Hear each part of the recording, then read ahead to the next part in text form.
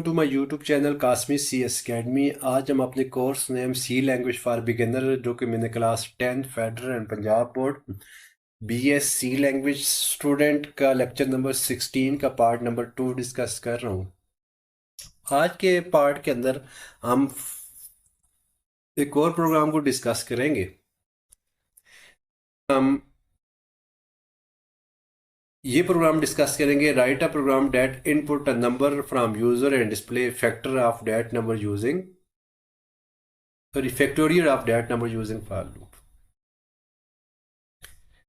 आपने यूजर से एक नंबर लेना है और उसके जो फैक्टोरियल है वो आपने क्या कर देना है, उसका फाइंड कर देना है। तो पहले हम फैक्टोरियल कंसेप्ट समझ लेते हैं कि फैक्टोरियल होता क्या है, फिर हम इसकी पहले लॉजिक बना लेते हैं, फिर हम इसकी क्या करेंगे, प्रोग्राम को लिखेंगे। ये लिखा हुआ फैक्टोरियल स्टोर हमारे पास ये है कि मैं इंटर करता हूँ 6। फैक्टोरियल का साइन होता है ये वाला 6। फैक्टोरियल का मतलब क्या है कि 6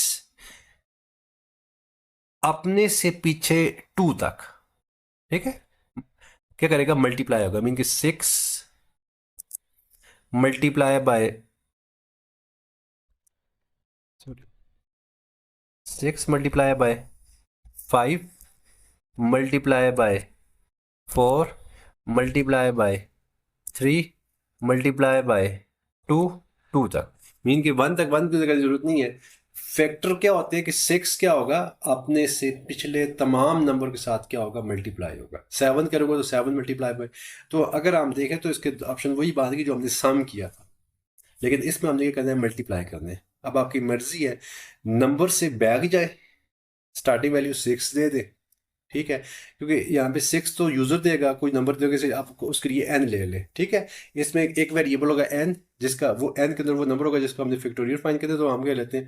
उसके बाद इसका जो रिजल्ट होगा, इसका रिजल्ट क्या होगा, 6 5 जार 30, 34 जार 120, 123 जार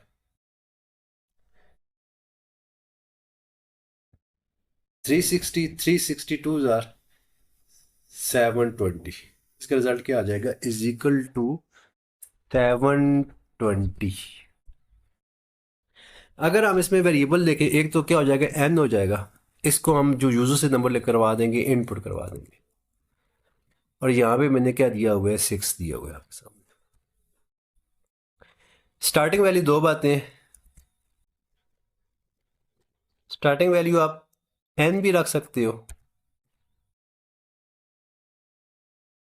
यहाँ रखना, n रख सकते हो। और हम मैंने इस प्रोग्राम में मैंने क्या वैल्यू दी हुई है, 6 दी हुई है आपको समझाने के लिए, ठीक है। और एंडिंग वैल्यू आप फिर 2 रखोगे, क्योंकि 6 से बैक जाना है तो 2 तक जाना है आपने। तो एंडिंग वैल्यू बच्चे के बाद क्या हो जाएगी, 2 होगी, ठीक है। तो आप स्टार्टिंग वैल्यू बड़ी दे रहे हो, एंडिंग वैल्यू छोटी दे रहे हो, तो आपको क्या करना पड़ेगा, डिक्रीमेंट करना पड़ेगा इस केस में।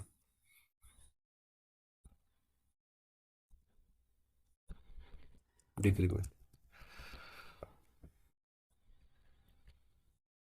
और डिक्रीमेंट कितना करने का, 1 1 का ही करना है आपने, तो -1 का, ठीक है। दूसरा, आपके पास एक और नंबर होना चाहिए जिसके अंदर हम फैक्टोरियल फाइंड करेंगे, तो उसके लिए हम क्या ले लेते हैं, f। इसको स्टार्टिंग वैल्यू दे देते हैं 1, क्योंकि मल्टीप्लाई के हिसाब से वो क्या होता है, 1 होते हैं। अब हमने जो प्रिंट एफ है वो लूप की बॉडी के बाहर लगाना है, क्योंकि इस लूप के अंदर हमने जस्ट क्या करनी है, कैलकुलेशन करनी है।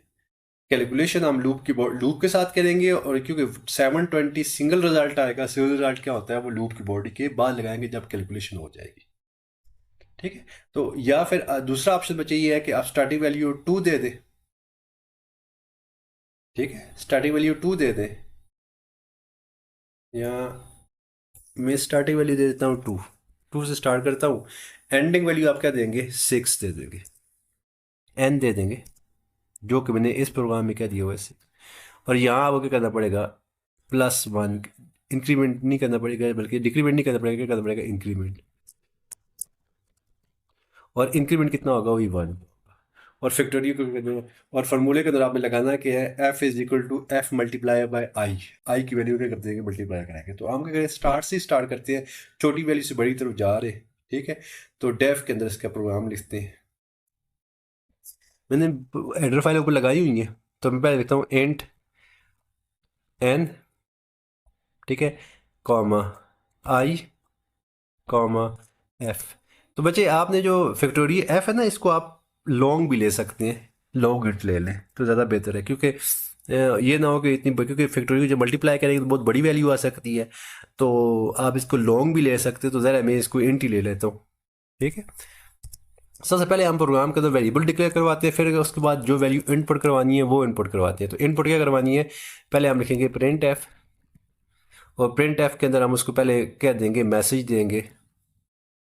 मैसेज कोटेशन के अंदर ये आता है inter number two find factorial,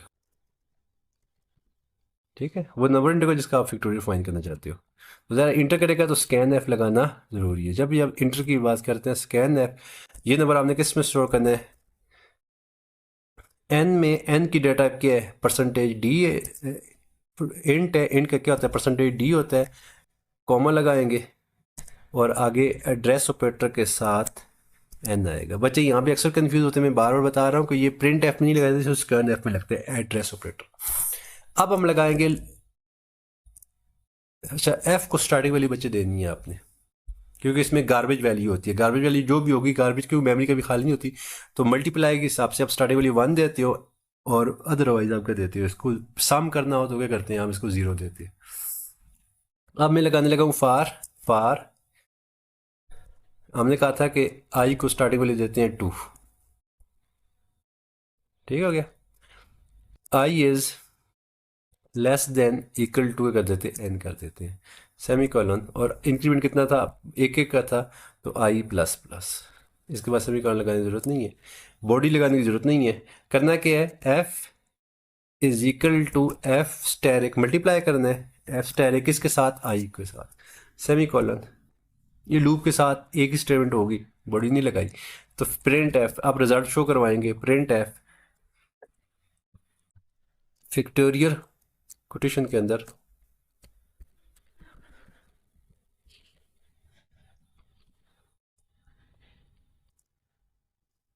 is equal to, वही परसेंटेज डी आएगा,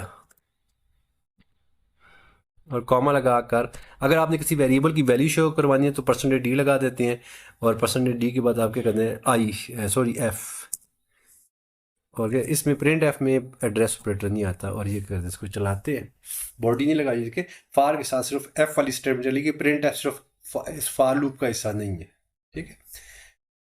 एग्जीक्यूट करते हैं, पहले इसको कंपाइल करते हैं, सेव किया हुआ था ऑलरेडी मैंने, ठीक है। अभी सॉरी यहाँ पे आते हैं, रन करते हैं, मैं इसको थोड़ा बड़ा कर रहा हूँ। कहता है कि inter number two find the factorial, मैं अब इंटर देने लगा हूँ, वही तरह हम क्या देते हैं 6 देते हैं, जो हमने पहले दिया था, इंटर किया, ऐसे करते हैं। क्या देखें, जब मैंने 6 इंटर किया, 16 ही है, 6 इंटर किया तो फैक्टोरियल कितना आ गया, 720, 720 आ गया, ठीक है।